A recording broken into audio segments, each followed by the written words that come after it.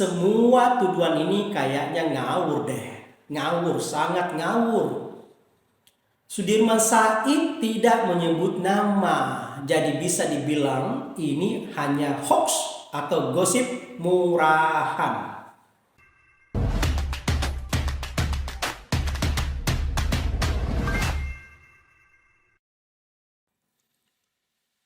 Halo. Koalisi perubahan sepertinya tiada hari selalu saja membuat drama-drama tersolimi. Padahal yang terjadi adalah koalisi ini sulit menemukan kata sepakat. Dan untuk menutupi kekurangan dari koalisi ini, maka istana dijadikan kambing hitam. Alias menuduh istana menjegal Anies ataupun menuduh istana membubarkan koalisi perubahan ini. Masing-masing partai di dalam koalisi perubahan merasa paling penting. Misalnya nih, Nasdem yang paling awal mendeklarasikan Anies sebagai capres. Maka partai ini merasa paling harus mengatur kendali. Lalu Demokrat yang juga sudah mematok bahwa AHY wajib sebagai cawapres. Kalau tidak, maka akan dievaluasi ulang. Maksudnya itu akan meninggalkan koalisi perubahan ini yang makin hari makin tidak jelas. Bagi Demokrat, AHY adalah harga mati untuk menjadi cawapres. Kemudian PKS, partai ini sebenarnya tahu diri bahwa sulit menemukan kadernya yang benar-benar bisa mendongkrak pencapresan Anies. Karena selama ini juga hampir tidak ada kader dari PKS yang diunggulkan menjadi capres. Hanya karena ingin bersaing dengan AHY, maka nama Saihu ataupun Heriawan dipaksa muncul. Ini tidak lain agar PKS merasa punya daya tawar yang tinggi. Ya, minimal dukungan yang diberikan tidaklah muluk-muluk. Cukuplah kardus yang memadai demi keberlangsungan partai ini. Karena partai butuh bahan bakar untuk tetap bisa survive. Mana ada partai yang katanya berbasiskan Islam semata-mata hanya untuk mengejar pahala dan memberdayakan umat? Mana ada? Masih ingat kan partai yang paling religius tapi kok kadernya terlibat kasus korupsi sapi fiktif? Pieto? Nah, melihat koalisi ini sudah mulai cakar-cakaran, maka segala daya upaya akan terus dilakukan agar kalau nanti benar-benar koalisi ini bubar, maka ada yang bisa disalahkan. Sehingga rakyat tidak menyalahkan kebobrokan yang ada di dalam koalisi ini. Karena itulah Pak Prof. Mahfud MD memerintahkan Denny Indrayana agar menjaga koalisi ini agar tidak bubar. Tetapi sayangnya malah ditafsirkan lain. Bagi koalisi yang sudah mulai gonjang-ganjing dan mulai oleng ini, cara yang paling elegan menurutnya adalah dengan tetap menyalahkan pihak istana. Kalau di zaman dulu sejak 2014 atau sejak Jokowi menjadi presiden, ada istilah yang sering terdengar, yaitu salawi atau salah Jokowi. Maka ketika ada seorang pembenci Jokowi yang bang motornya kempes gara-gara matanya tidak awas alias tidak fokus mengendarai motornya karena melirik wanita cantik yang sedang berjalan, lalu ban motornya masuk lubang yang ada pakunya dan akhirnya ban itu kempes. Maka kemudian kemarahannya itu dilampiaskan dan menyalahkan Jokowi. Apapun yang menimpa mereka yang selalu disalahkan adalah Jokowi.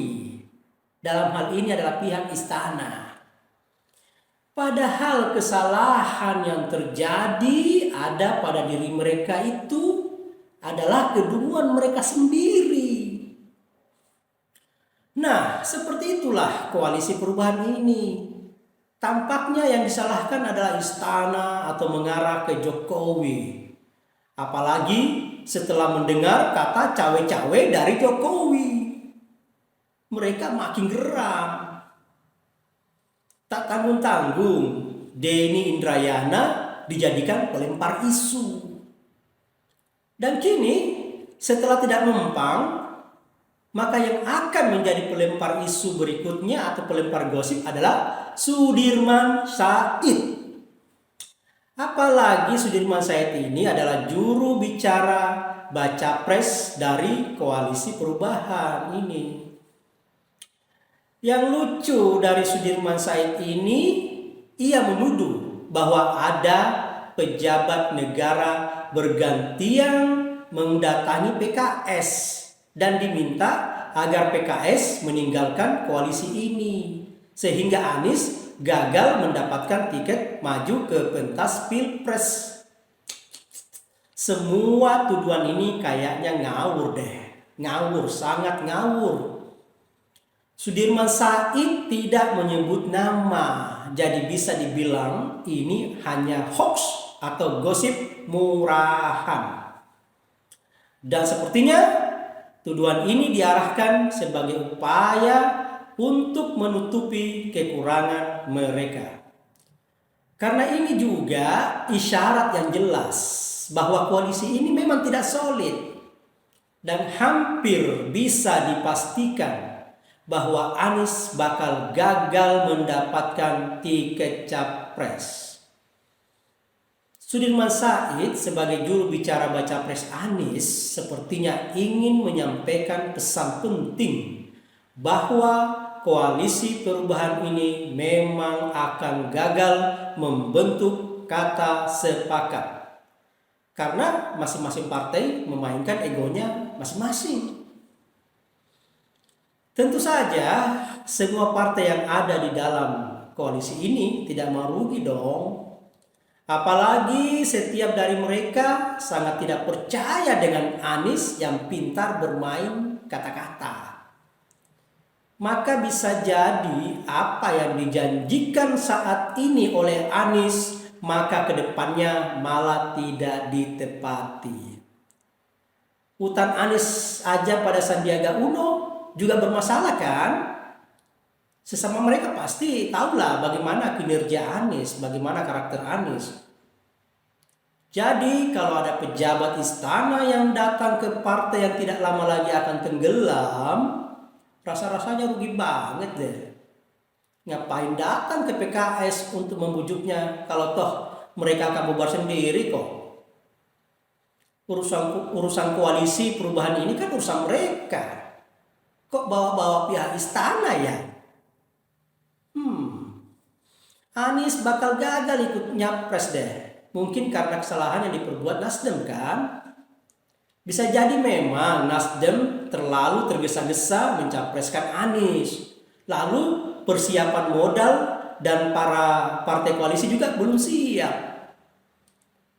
Nasdem mengira bahwa dengan mencapreskan Anies, maka segala image negatif atau rekam jejak Anies bisa dengan mudah dihapus atau diperbaiki.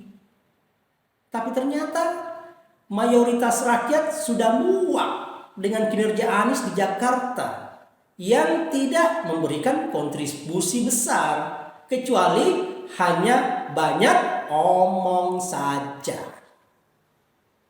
Jadi Sudirman Said sepertinya ngaram bebas aja deh.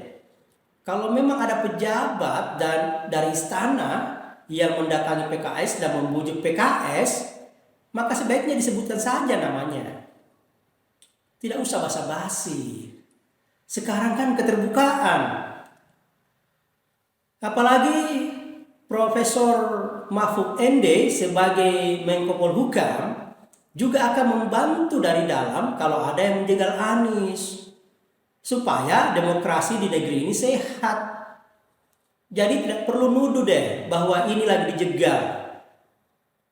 Jelas kan? Tidak usah khawatir bahwa pihak istana akan menjegal Anies. Tanpa dijegal pun keok sendiri kok. Maka kalau Sudirman Said tidak bisa membuktikan tuduhannya itu dan lalu sudah diberi garansi oleh Profesor Mahfud, namun ternyata tetap saja koalisi perubahan ini bubar dan Anies pun gagal nyapres karena dukungan tidak cukup 20 PT, maka kesalahan itu adalah dari diri mereka sendiri. Jadi kesalahan itu bukan dari siapa-siapa, dari mereka sendiri kok. Dan akhirnya saya teringat suatu kalimat yang bagus sekali. Mungkin diserap dari terjemahan ayat-ayat suci. Bunyinya seperti ini. Suatu bangsa tidak akan berubah manakala bangsa tersebut tidak mau mengubah dirinya sendiri. Nah, kalau dihubungkan dengan koalisi perubahan ini, maka bunyinya bisa begini. Suatu koalisi tidak akan berubah manakala koalisi tersebut tidak mau mengubah dirinya sendiri. Tidak akan berubah kalau terus menyalahkan pihak lain dan menuduh pihak lain yang menjegal dan menggagalkan. Padahal dirinya sendiri yang tidak becus menjaga koalisi ini tetap solid. Pusing deh ya. Begitulah kura-kura. Terima kasih sudah menonton.